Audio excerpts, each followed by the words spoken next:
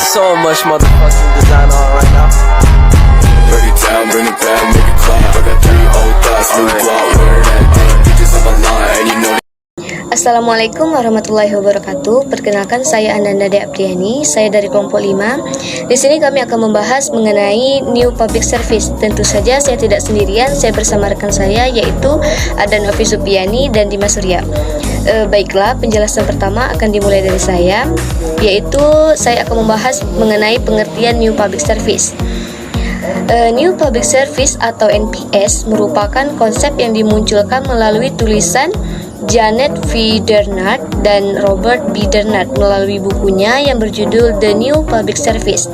Buku ini terbit pada tahun 2003. Paradigma New Public Service dimaksudkan untuk mengcounter paradigma teori New Public Service memandang bahwa birokrasi adalah alat rakyat dan harus tunduk kepada yang berprinsip run government sepanjang suara itu rasional dan legitimate secara normatif dan konstitusional. Seorang pemimpin dalam birokrasi bukanlah semata-mata makhluk ekonomi seperti yang diungkapkan dalam teori New Public Management, melainkan juga makhluk yang berdimensi sosial, politik, dan menjalankan tugas sebagai pelayan publik. Untuk meningkatkan pelayanan publik yang demokratis, konsep The New Public Service atau NPS menjanjikan perubahan nyata kepada kondisi birokrasi pemerintahan sebelumnya. Pelaksanaan konsep ini membutuhkan keberanian dan kerelaan aparatur pemerintahan, karena mereka akan merelakan waktu dan tenaga untuk mempengaruhi semua sistem yang berlaku. Alternatif yang ditawarkan konsep ini adalah pemerintah harus mendengarkan suara publik dalam pengelolaan tata pemerintahan. Meskipun tidak mudah bagi pemerintah untuk menjalankan ini setelah sekian lama bersikap sewenang-wenang terhadap publik. Baiklah, sekian penjelasan dari saya. Penjelasan selanjutnya akan dilanjutkan oleh Novi Supiani. Nah, sebelumnya sudah dijelaskan tentang pengertian New Public Service. Sekarang saya akan menjelaskan tentang perkembangan sejarah New Public Service. Paradigma New Public Service merupakan konsep yang dimunculkan melalui tulisan Janet V. Dernard dan Robert B. Dernard yang terbit tahun 2003. Paradigma New Public Service dimaksudkan untuk mengcounter paradigma administrasi yang menjadi arus utama saat ini, yakni paradigma New Public Management yang berprinsip run government like a business atau market as solution to the ills in public sector. Ketidakberhasilan NPM mewujudkan administrasi publik yang berkeadilan sosial melahirkan pendekatan baru yang berorientasi kepentingan masyarakat, yaitu New Public Service. NPS dalam literatur administrasi publik dikenal juga dengan paradigma governance, public governance, atau collaborative governance untuk menggantikan istilah government dalam paradigma Old Public Administration dan paradigma NPM. Perkembangan New Public Service merupakan salah satu pendekatan dalam ilmu administrasi publik yang telah mengalami evolusi sepanjang waktu.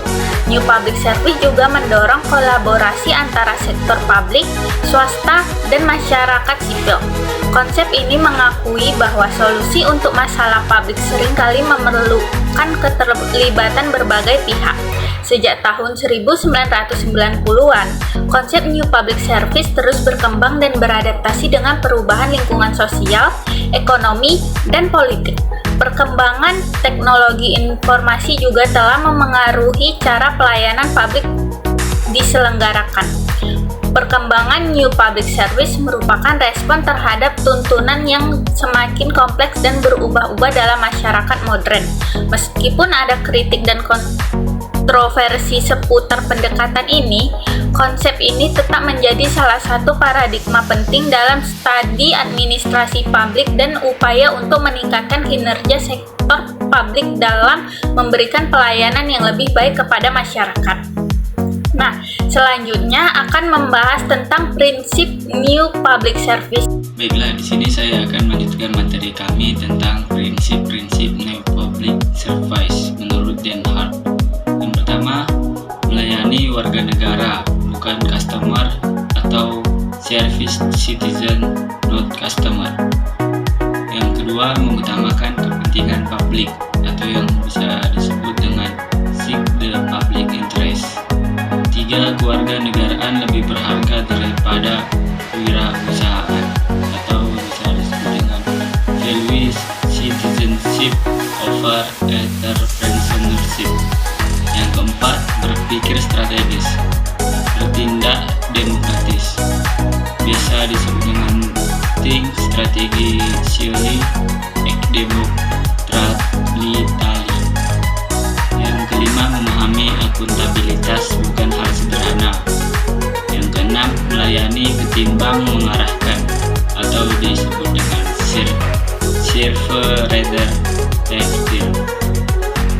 Selanjutnya, menghargai manusia bukan sekedar produktivitas saja, atau biasa disebut dengan value people not just productivity. Nah teman-teman, sekian penjelasan mengenai New Public Service dari kelompok 5. Lebih dan kurang kami mohon maaf.